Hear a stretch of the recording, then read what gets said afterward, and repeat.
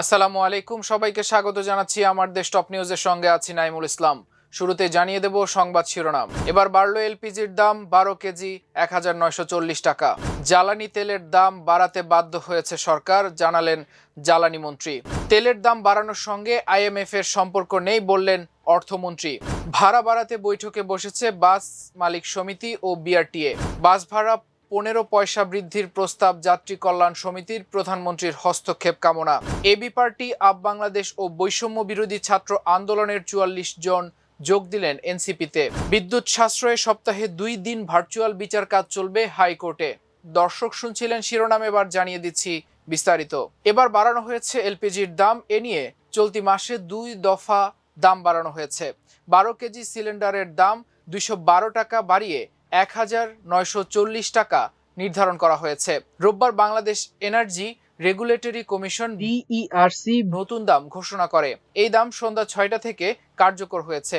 এর আগে এপ্রিলের শুরুতে 387 টাকা দাম বাড়ানো হয়। সব মিলিয়ে এক মাসে 12 কেজি সিলিন্ডারের দাম বেড়েছে মোট 599 টাকা। বিইআরসি প্রতি মাসে দাম নির্ধারণের নিয়ম অনুযায়ী গত 2 এপ্রিল চলতি মাসের জন্য নতুন দাম ঘোষণা দেয়। সে সময় 12 কেজি সিলিন্ডারের নতুন দাম নির্ধারণ করা হয় 1728 টাকা, যা আগের মাসের তুলনায় 387 টাকা বেশি। বর্তমানে প্রতি কেজি এলপিজির দাম নির্ধারণ করা হয়েছে 161 টাকা 66 পয়সা এবং অটো গ্যাসের দাম লিটার প্রতি 89.90 টাকা। একই অনুপাতে অন্যান্য ওজনের সিলিন্ডারের দামও বাড়ানো হয়েছে। বিইআরসি জানায়, আন্তর্জাতিক বাজারে মূল্য বৃদ্ধি এবং সরবরাহে জটিলতার কারণে এই সমন্বয় করা হয়েছে। মধ্যপ্রাচ্যের সংঘাত এবং হরমুজ প্রণালী ঘিরে অনিশ্চয়তার ফলে পরিবহন ব্যয়, বীমা ও নিরাপত্তা খরচ বেড়েছে, যার প্রভাব পড়েছে দেশীয় বাজারে। বেসরকারি খাতে দাম বাড়ালেও সরকারি এলপিজির মূল্য অপরিবর্তিত রয়েছে। বৈশ্বিক জ্বালানি সংকটের কারণে সরকার বাধ্য হয়ে জ্বালানি তেলের দাম বাড়িয়েছে বলে জানিয়েছেন বিদ্যুৎ, জ্বালানি ও খনিজ সম্পদ মন্ত্রী ইকবাল হাসান মাহমুদ টুকু। রোববার সচিবালয়ে সাংবাদিকদের সঙ্গে আলাপকালে তিনি বলেন, বিশ্বজুড়ে জ্বালানির দাম বৃদ্ধি পাওয়ায় পরিস্থিতি এখন কার্যত যুদ্ধকালীন অবস্থার মতো। অনেক দেশ আগেই জ্বালানির দাম সমন্বয় করেছে, তবে বাংলাদেশ দীর্ঘদিন দাম অপরিবর্তিত রেখেছিল। মন্ত্রী জানান, আমদানি ব্যয়ের তুলনায় কম দামে জ্বালানি সরবরাহ করায় সরকারের উপর বড় চাপ তৈরি হয়। ফলে পরিস্থিতি বিবেচনায় মূল্য সমন্বয় করা হয়েছে। তিনি আরও বলেন, দাম বাড়ানো হলেও জ্বালানিতে সরকারের ভর্তুকি পুরোপুরি প্রত্যাহার করা হয়নি, এখনও ভর্তুকি বহাল রয়েছে। জ্বালানি তেলের দাম বাড়ানোর সঙ্গে আন্তর্জাতিক মুদ্রা তহবিলের কোনো সম্পর্ক নেই বলে জানিয়েছেন অর্থমন্ত্রী ও পরিকল্পনা মন্ত্রী আমির খসরু মাহমুদ চৌধুরী। রোববার সচিবালয়ে অর্থ মন্ত্রণালয়ের সাংবাদিকদের সঙ্গে আলাপকালে এক প্রশ্নের জবাবে তিনি একথা বলেন। তেলের দাম বাড়ানো আন্তর্জাতিক মুদ্রা তহবিলের শর্তের অংশ কিনা জানতে চাইলে মন্ত্রী বলেন, না, তেলের দাম ওই বৈঠকের আগেই বাড়ানো হয়েছে। তিনি বলেন, বিশ্বজুড়েই জ্বালানি তেলের দাম বৃদ্ধি পেয়েছে। বাংলাদেশ দীর্ঘ সময় জনগণের স্বার্থ বিবেচনায় দাম বাড়ায়নি, তবে তহবিলের উপর চাপ বাড়ায় শেষ পর্যন্ত মূল্য সমন্বয় করতে হয়েছে। অর্থমন্ত্রী বলেন, তেলের দাম না বাড়লে সরকারি ব্যয় নির্বাহ কঠিন হয়ে পড়ত। বিভিন্ন মহল থেকেও মূল্য সমন্বয়ের পরামর্শ ছিল। আন্তর্জাতিক মুদ্রা তহবিলের সঙ্গে এই সিদ্ধান্তের কোনো সম্পর্ক নেই উল্লেখ করে তিনি বলেন, দাম খুব বেশি বাড়ানো হয়নি। অন্য দেশের তুলনায় বাংলাদেশে বৃদ্ধি কম হয়েছে। তেলের দাম যতটুকু বাড়ানো হয়েছে তা সীমিত উল্লেখ করে মন্ত্রী বলেন, তহবিলের উপর চাপ সামাল দিতে এবং অন্যান্য কার্যক্রম চালু রাখতে এই সিদ্ধান্ত নেওয়া হয়েছে।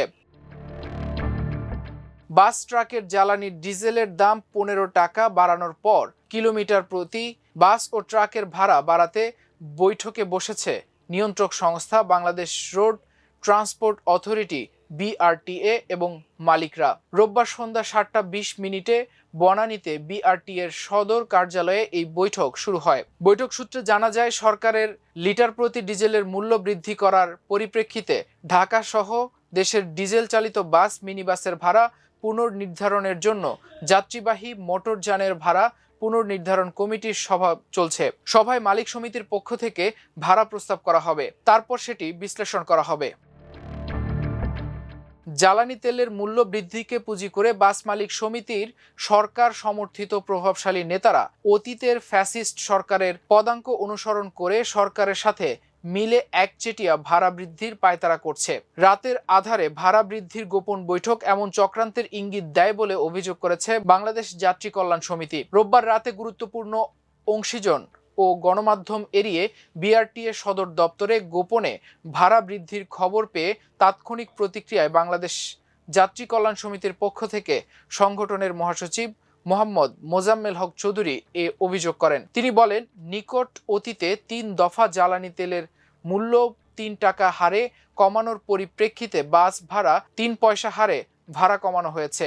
২ টাকা কমানোর পরিপ্রেক্ষিতে ২ পয়সা হারে ভাড়া কমানো হয়েছে। এবার লিটার প্রতি ডিজেলের মূল্য ১৫ টাকা বৃদ্ধির পরিপ্রেক্ষিতে বাস ভাড়া প্রতি কিলোমিটারে ১৫ পয়সা হারে বৃদ্ধির জন্য দেশের যাত্রী সাধারণের পক্ষ থেকে প্রস্তাব তুলে ধরেন। আমলাতন্ত্রকে ম্যানেজ করে এর অতিরিক্ত ভাড়া বৃদ্ধি করা হলে সরকারের জনপ্রিয়তা কমবে, জনরোষ তৈরি হবে। তাই বাস মালিক সমিতিকে একচেটিয়া সুবিধা প্রদানের এহেন কর্মকাণ্ড থেকে বিরত রাখতে সরকারের প্রধানমন্ত্রীর হস্তক্ষেপ কামনা করেন তিনি। আমার Bangladesh party, united peoples Bangladesh এবং বৈষম্য বিরোধী ছাত্র আন্দোলন, এই 3টি রাজনৈতিক দল, প্ল্যাটফর্ম ও সংগঠনের মোট ৪৪ জন নেতা জাতীয় নাগরিক পার্টি এনসিপিতে যোগ দিয়েছেন। রাজধানীর বাংলা মোটরে এনসিপির অস্থায়ী কেন্দ্রীয় কার্যালয়ে আয়োজিত এক সংবাদ সম্মেলনে তাদের ফুল দিয়ে বরণ করে নেয় এনসিপির প্রতিষ্ঠাতা আহ্বায়ক নাহিদ ইসলাম। এ সময় তিনি বলেন, জুলাই গণ অভ্যুত্থানের চেতনা ধারণকারী তরুণদের নিয়ে একটি বৃহত্তর রাজনৈতিক জোট বা ব্রডার অ্যালায়েন্স গড়ে তোলা এখন সময়ের দাবি।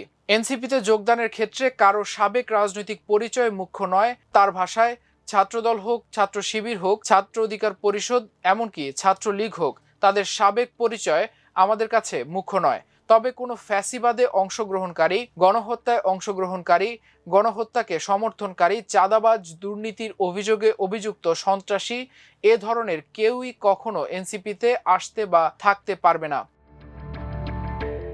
বর্তমান বৈশ্বিক অর্থনৈতিক পরিস্থিতি বিবেচনায় এবং জ্বালানি ও বিদ্যুৎ সাশ্রয় নিশ্চিত করার লক্ষ্যে সপ্তাহে 2 দিন হাইকোর্ট বিভাগের বিচার কার্যক্রম ভার্চুয়াল মাধ্যমে পরিচালিত হবে। সেই 2 দিন হচ্ছে বুধবার ও বৃহস্পতিবার। রোববার হাইকোর্ট বিভাগের রেজিস্ট্রার মোহাম্মদ নুরুল আমিন বিপ্লব স্বাক্ষরিত বিজ্ঞপ্তিতে এ তথ্য জানানো হয়েছে। বিজ্ঞপ্তিতে আরো বলা হয়, বর্তমান বৈশ্বিক অর্থনৈতিক পরিস্থিতি বিবেচনায় এবং জ্বালানি ও বিদ্যুৎ সাশ্রয় নিশ্চিত করার লক্ষ্যে তথ্য প্রযুক্তি ব্যবহার করে প্রতি সপ্তাহে 2 দিন বাংলাদেশ সুপ্রিম কোর্ট হাইকোর্ট বিভাগে ভার্চুয়াল কোর্ট পরিচালনার উদ্যোগ গ্রহণ করা হয়েছে। দর্শক, এ ছিল আমার দেশ টপ নিউজে।